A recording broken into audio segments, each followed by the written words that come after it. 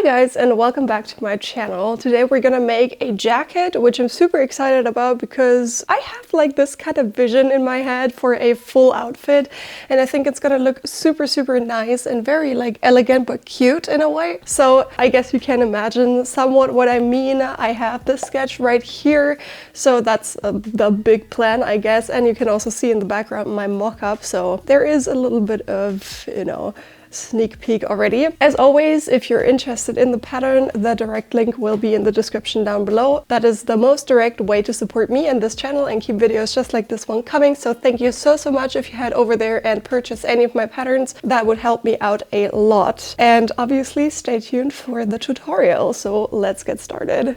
So as you can see here, I have my mock-up and it is a very cropped jacket. I know this is not for everyone, but I really fell in love with this look that I had imagined, and I also wanted to do something a bit special in a sense because I mean, the outfit itself is already, you know, out there, I guess, but I also wanted on top of that do something out of the ordinary with the fabric choice. So I have this very nice cotton knit right here, which is so smooth and looks really cute. I love the color, and I really wanted to use that for the blazer. Now, obviously, a knit is not suitable for a blazer at all. So what I did was something more experimental, I guess. I already did it for last week's video for the underbust corset that I was wearing for the final shots, which was a knit, and then I bonded some cotton poplin to the back so that it's not elastic anymore. I mean, it has a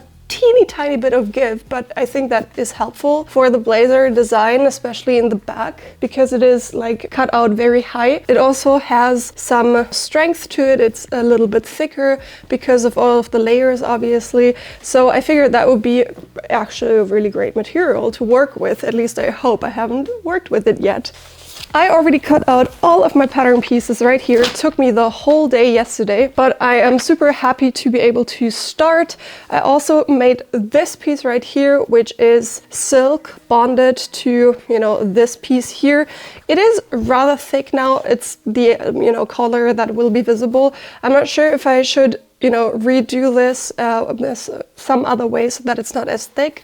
But once I put this down how it's supposed to be, it kind of, you know, looks nice and it kind of works, but it is obviously pretty stiff, so I'm not sure if I want to have it like that. I mean, it makes a nice shape. I think I have to, you know, sew and see, I guess. I have enough fabric that I can redo this. Maybe I'm just gonna base the silk to a denim or something like that. Other than that, everything worked out great, so we can go ahead and start sewing. Obviously, in the sewing instructions, you're gonna find the interfacing guide where you see where you put interfacing on and how you do that, and interfacing tape and so on.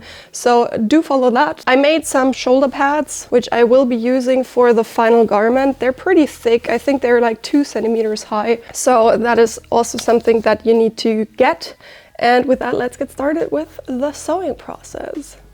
So the first thing that I want to do is actually the fake pocket right here at the bust area. I chose to do it on the left side of my jacket. That's usually where the pocket is.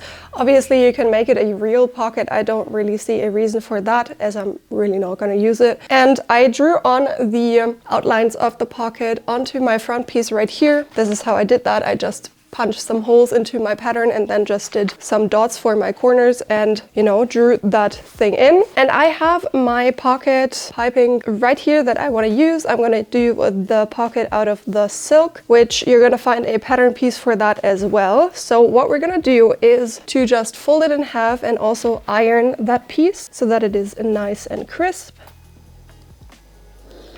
And with that done, I'm going to draw on my stitching line, which is just a centimeter higher than the raw edge here, as that's my seam allowance. And that I'm gonna put just right here on the lower side of my pocket opening. And I'm gonna use some pins to match that up.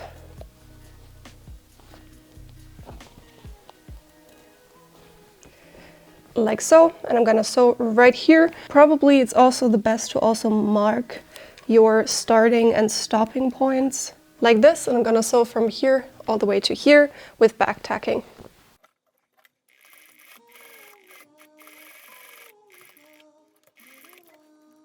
Okay, that is what it looks like. So what I want to do now is to clip into the center of my drawn-in pocket right here so that I can, fold everything towards the wrong side of the fabric. And I want to go just about here, and also for the other side the same thing, so that I can do these triangles. It's probably smarter to do them from the wrong side because I see exactly until where I have to cut. And I'm stopping a teeny tiny bit before that actual stitch, and that is because if I cut too far, you're gonna have a hole, but you can always cut a teeny tiny bit, further if it's not enough.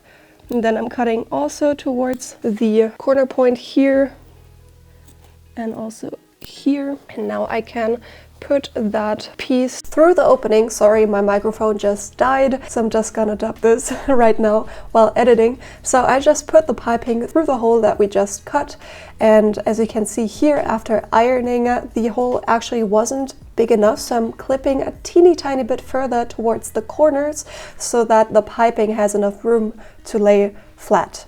And when you peel the sides up, you can actually see these triangles that we're going to use as seam allowance. So I just would like to pin it down onto the piping. Then you can already see it, like almost the finished result. It's just a little bit crinkly. And that is where you want to add a bar tack to actually finish the piping on the sides there. I also gave it a press from the wrong side so that everything lays flat and nice. And now it's off to the sewing machine.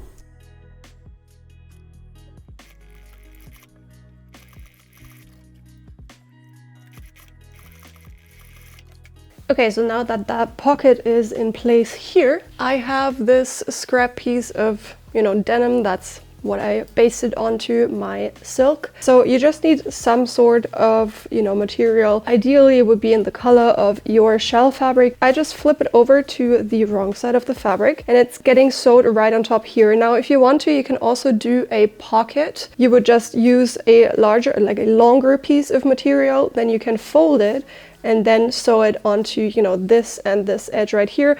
I don't have any use for the pocket at all, so I'm not gonna bother doing that. So I'm just gonna basically sew it shut. So what I'm doing for that is I'm just gonna iron the seam allowance of the shell up, and then I can use this piece here and just stitch right here. You want to make sure that your edges are really nice and crisp, so you want to stitch right into that fold line that it created. And once that is in place, you can just iron it flat and either add a top stitch, or you can sew it onto the lower side right here of the seam allowance as well, and then have no visible top stitches at all, which is what I will be doing because I like the look better.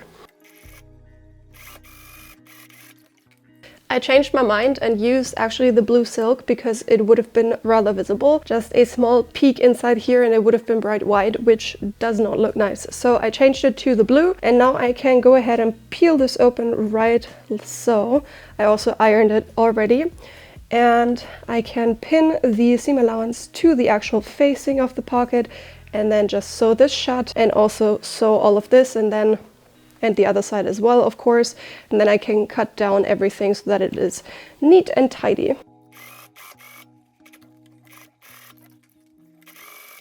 Okay, now that the pocket is done, I decided to do some bar tacks to avoid any rips here in the upper corners. So if you have the option to do that, you might want to do that as well. Now let's continue on with the dart, which I probably have to redraw. I can see it a teeny tiny bit still. So I'm just gonna put right sides together here, and I'm gonna match up my dart since the legs are, not completely the same. I'm gonna match it up with needles so that I have the correct stitching line, basically, like so. And now I can just close the dart, and I'm gonna actually cut it open because it is too thick of a, seam allowance. So let's do that.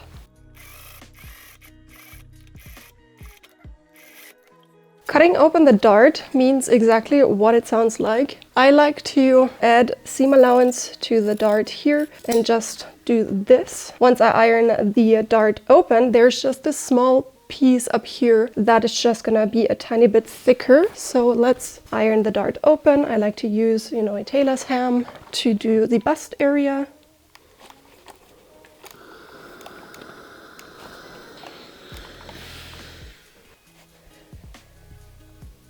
like so, and that is the dart done. And it looks really, really neat and tidy. You can see this small triangular shape that you can kind of see also on the right side, which I think looks rather elegant. And then the dart is just laying open down towards the waistline.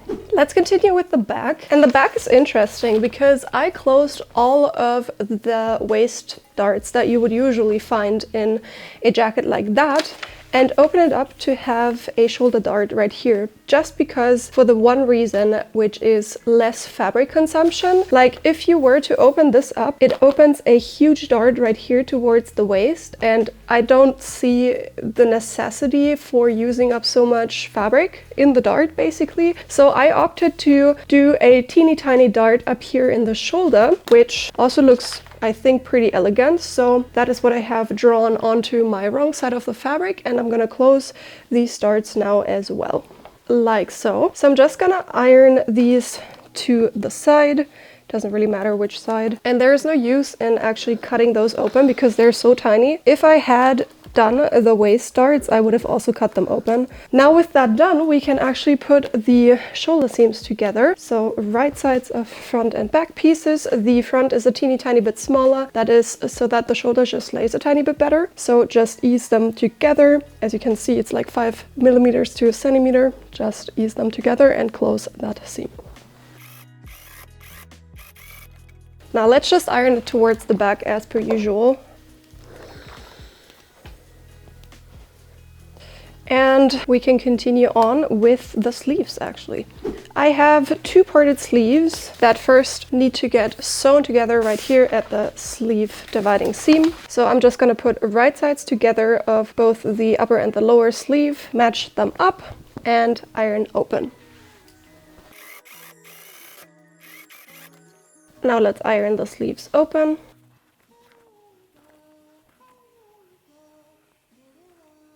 Let's add the sleeves to the bodice, and the sleeve dividing seam right here lays towards the back, so you can easily determine which sleeve goes into which arm's eye. And I like to put my sleeve in when the side seam is still open. I just feel it's so much easier, so I will be doing the same here. I'm gonna match up the shoulder seam with the shoulder notch in the sleeve, then the front sleeve notch, and of course the back sleeve notch. And then the side seams also get matched up, and the in-between gets eased together. They should like match up pretty nicely. There is probably only about a centimeter or something more width, so that the sleeve, you know, has a nice bump to it. But other than that, they should just perfectly match up, as you can see right here. And now let's sew the sleeve in.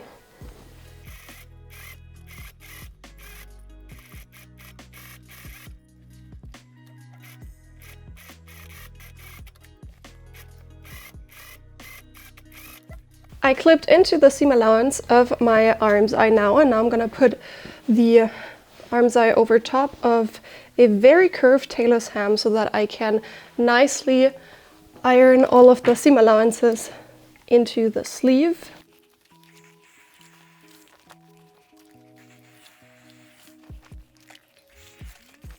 And underneath here, I can just iron on a flat surface. Just be careful to not iron any folds in. And that is what it looks like. Looks really nice. So next step is shoulder pads. So I'm gonna do the shoulder pad on my dress form actually. I already did it over here, so you can see it has a lot of structure. It looks really nice and crisp, and I'm gonna show you how I did that. I have this shoulder pad combo right here. I made that myself. I'd suggest to go out and buy a pre-made one with like 1.5 to 2 centimeters height. It's just a bit easier and neater, and I think they're also a tiny bit bigger, which looks better in the end, but I'm gonna work with this one. It should be fine as well. So I'm just gonna roughly place the shoulder pad underneath here and kind of feel where it is. I want the shoulder pad itself to be about like 1 centimeter further in the sleeve than the actual seam to create this nice little bump. And that's what I did here as well. I feel like over there it's even a bit further out. So like this maybe. And once I like the position of my shoulder pad, I'm just gonna put a needle in here to keep it secure. I'm gonna redo the needles once I actually sew it on, but you know, this is just for placement. And then down here, keeping all of the seam allowances in to the sleeve, like towards the sleeve, I'm kind of feeling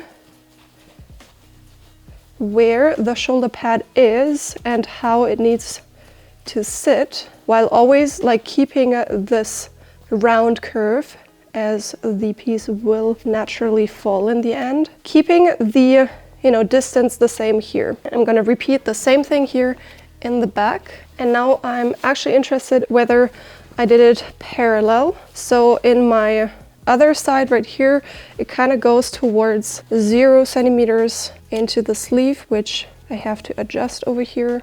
And here in the front, kind of the same. And once I'm happy with the placement, I'm gonna go around my arm's eye seam and pin the shoulder pad in place, like right into the seam, like so. And now I can take it off and continue working on the table. And what I want to do with the shoulder pad now is to sew the seam allowance of the shoulder pad onto the seam allowance of my arm's eye. Now you can do that by hand. If you don't have like a sewing machine that can handle so many layers, you might want to resort to that. I'm just gonna go over that with my sewing machine, and I'm gonna pick out the seam allowance of both the arm and my shoulder pad so that I can kind of pin them together.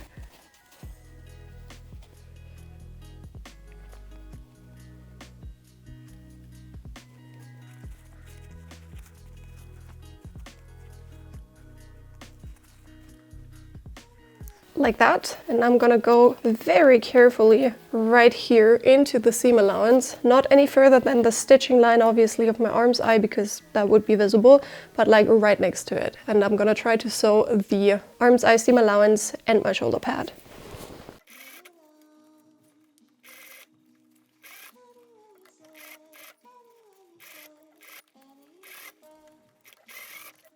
With the shoulder pad now in place, check if everything looks nice from the right side. Obviously we're gonna iron, but this already looks really pretty. Now it's time to add the sleeve head wadding, and there is obviously a pattern piece for that, but be sure to, you know, put the right side to, like the front side to the front and the back side to the back, obviously. So this is where it goes for me, and it is exactly the same shape as the sleeve head of your shell. So you basically just want to align that with your sleeve head right here, put the shoulder points together, and then here the front sleeve notch. Then you're gonna sew in the seam allowance and fix the sleeve head wadding into place, and that's just gonna shape the sleeve better. So this is a rather important piece, and you're gonna sew right into the seam allowance.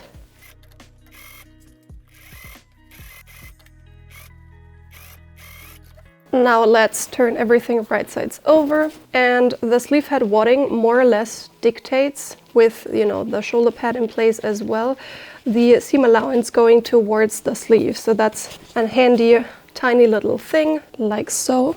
And I like just to iron everything neatly.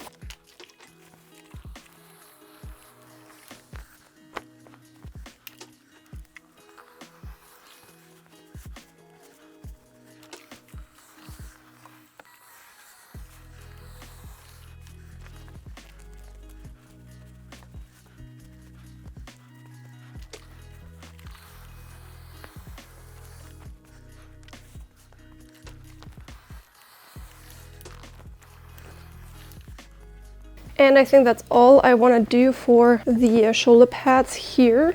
And with that now done, let's close the side seams. So you just want to put right sides together all the way to the sleeve, and sew right here.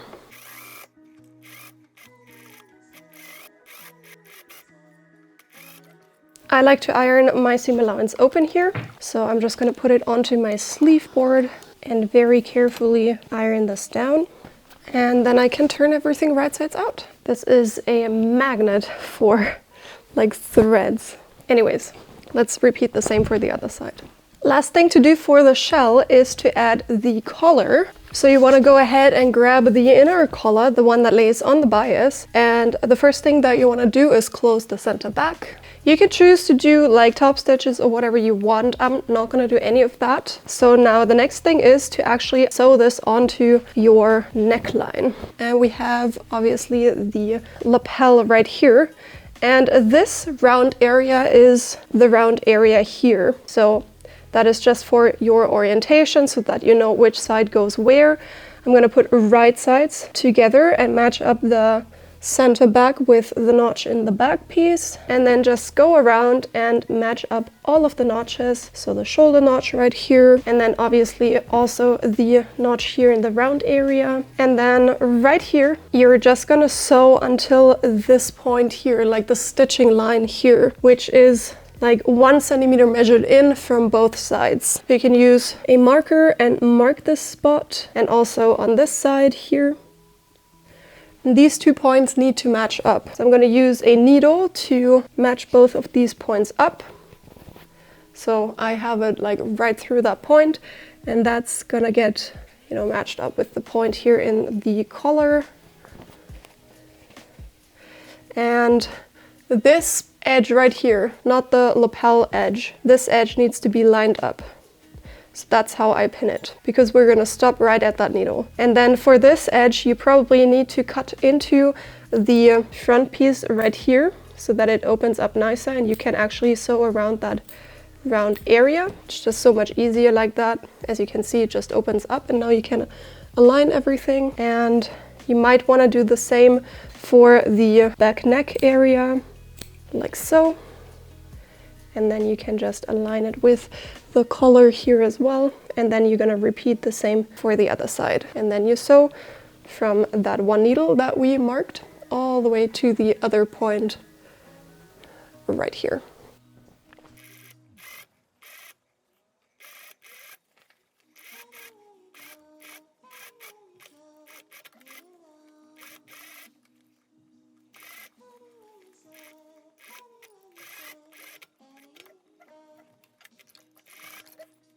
And that's what it looks like.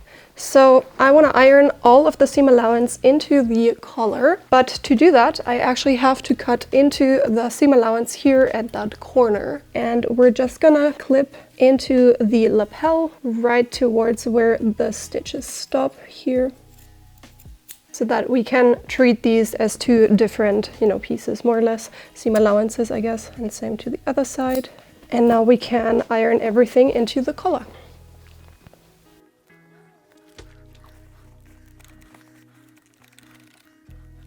I like to do it in sections because obviously these 2 pieces, like the collar and the bodice, are very differently curved. So I like to just have the collar facing me and then do it in sections so that I can always press the seam down with my clapper.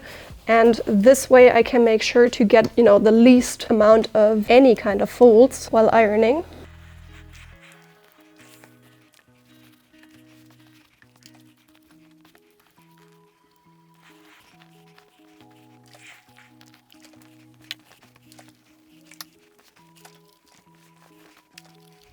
And that's it for today's video. I hope you enjoyed. We're gonna continue with this project next week, so I hope you're gonna join me there as well. We're gonna tackle the facings and obviously the lining, and then finishing the whole garment up. And maybe if I have time, I'm actually gonna do a skirt for that as well, or a dress. I'm not sure yet, because it is a knit fabric. I tend to do a dress, but I'm not sure yet. So you're gonna see that at the very end. If you haven't already, make sure to hit that subscribe button and ring the bell so you'll get notified every time that I post. Leave a like and a comment. It would help me out tremendously to reach more people who might be interested in content all about sewing and pattern making. So thank you so much for that. If you're interested in the pattern, as I said before, the link to the pattern is in the description down below. If it's not there yet, it's because I haven't uploaded it yet and because the garment is not finished yet. That's normal for like a two-parter, as I don't have the time to finish everything up this week, but it will be up next week. So whenever you're watching this video, just check if the link is already up. If not, there will be a date when the link will be up. In the meantime, if you haven't already, please check out my social media and hit follow there. I'm posting loads of in-between like tips and tricks all around my projects, so it's definitely worth checking out. And a special thank you to all of my channel members. You can get exclusive benefits through the link in the description down below. So thank you so much for watching, and I'm gonna see you next Sunday. Bye guys!